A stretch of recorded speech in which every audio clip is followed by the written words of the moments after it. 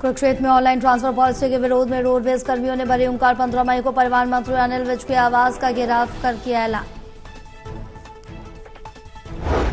राज्य प्रधान मायाराम उनियाल ने कहा है कि प्रदेश सरकार के साथ 3 दौर की वार्ता पहले हो चुकी है, जिसमें प्रदेश सरकार ने कर्मचारियों की 12 जायज मांगे मान ली थी।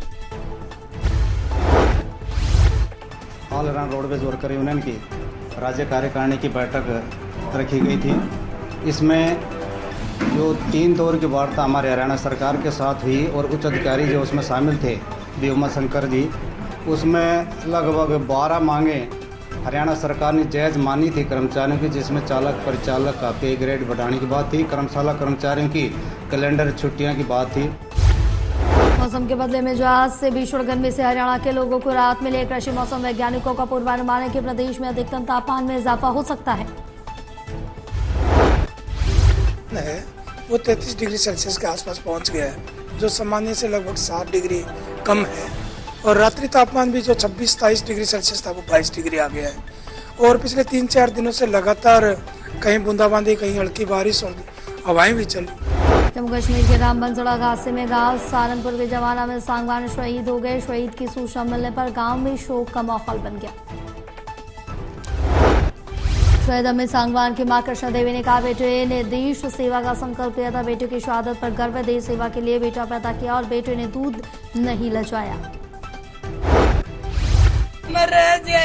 काम कर दे और कि मैं कोनी को मेरा बेटा देश सेवा के लिए जा रहा था। मुझे गर्व है, देश के लिए ही पैदा किया था।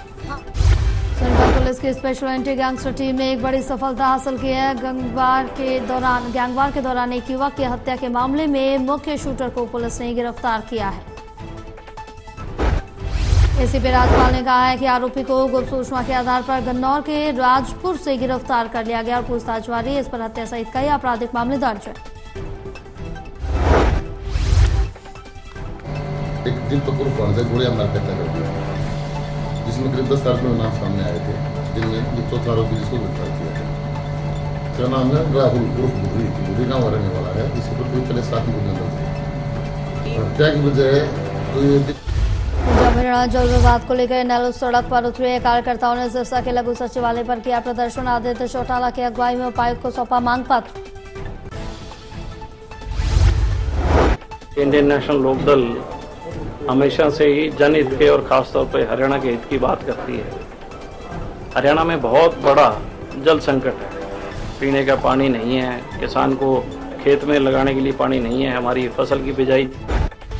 करनाल में कांग्रेस नेता राहुल गांधी ने की शिरकत। विनय नरवाल के परिवार में शोक व्यक्त करने पहुंचे थे राहुल गांधी के साथ कई अन्य नेता भी रहे मौजूद। कुरुक्षेत्र में आपसी कहासुनी को लेकर युवक प्रिंस पर चाकू से जानलेवा हमला। घायल युवक की हालत नाजुक, डॉक्टरों ने बेहतर इलाज के लिए चंडीगढ़ पीजीआई रेफर किया। लोगों ने कहा है कि दोनों की आपस में बहस हुई, जिसके बाद दोनों हाथापाई पर उतर आए। वंश ने चाकू निकालकर प्रिंस पर हमला कर दिया, जिसमें प्रिंस बुरी तरह से घायल हो गया। बात कुछ नहीं हुई, इनके आपस में 2 बंदों की ही, दोनों की लड़कों की कोई बहस बसाई होगी।